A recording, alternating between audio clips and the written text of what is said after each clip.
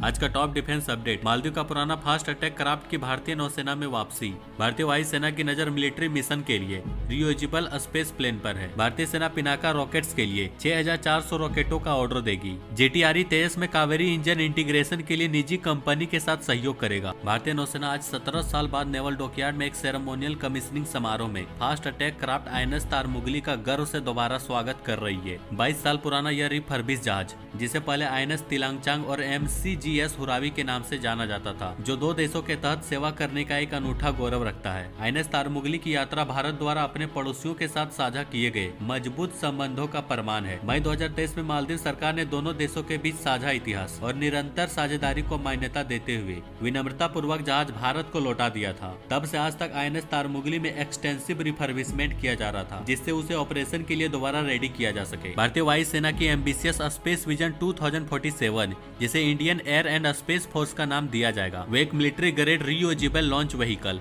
RLV के विकास पर इसरो के साथ कोलैबोरेट करने की योजना बना रही है। यह अनमेंडेड स्पेस प्लेन कठोर अंतरिक्ष वातावरण में नए सेंसर और अदर एडवांस सैटेलाइट टेक्नोलॉजी के टेस्टिंग के लिए एक क्रूशियल प्लेटफॉर्म प्रोवाइड करेगा। आरएलवी का छोटा आकार इसकी सबसे बड़ी एडवांटेज होगी, क्योंकि इसे लॉन्च करने के लिए कम थ्रस्ट और छोटे रॉकेट की आवश्यकता होगी और मैंडेड स्पेस क्राफ्ट की तुलना में आरएलवी पृथ्वी की ऑर्बिट में लंबे समय तक रह सकेगी। यदि यह पूरी तरह से सक्सेसफुल रही तो भारत को एक लीडिंग स्पेस पावर के रूप में स्थापित करने की दिशा में एक महत्वपूर्ण कदम होगी। भारतीय सेना के लिए रक्षा मंत्रालय ने Pinaka multi barrel rocket launcher system के लिए लगभग 6400 रॉकेट खरीदने के लिए 2800 करोड़ रुपए की प्रपोजल को अप्रूव कर दी है, जिसमें 2 प्रकार के इन रॉकेटों के एक्वाजिशन को मंजूरी दी गई है, जो एरिया डेनियल म्यूनिशन टाइप 2 और टाइप 3 के नाम से जाना जाता है। रॉकेटों की खरीद भारतीय सेना द्वारा केवल स्वदेशी कंपनियों से की जाएगी। भारतीय निर्मित पिनाका वेपन सिस्टम, जिसका नाम हिंदू भगवान शिव के धनुष के नाम पर रखा गया है, जिसे डीआरडीओ द्वारा डेवलप किया गया है। यह वेपन सिस्टम आर्मेनिया सहित कई विदेशी देशों में निर्यात किया गया है। जेटीआरई ने तेजस में कावेरी इंजन को एकीकृत करने के लिए स्टैंडर्ड ऑपरेटिंग प्रोसीजर को डेवलप करने के लिए भारत की एक निजी कंपनी के साथ कोलैबोरेट किया है। मौजूदा विमान में एक नया इंजन एकीकृत करना एक कॉम्प्लेक्स प्रोसेस है, जिसके लिए केयरफुल प्लानिंग और एग्जीक्यूशन की आवश्यकता होती है।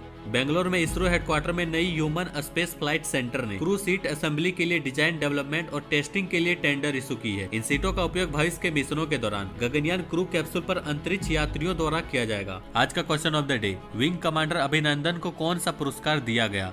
इस वीडियो के बारे में अपनी राय कमेंट में जरूर दें। बाकी लाइक एंड सब्सक्राइब जरूर करें।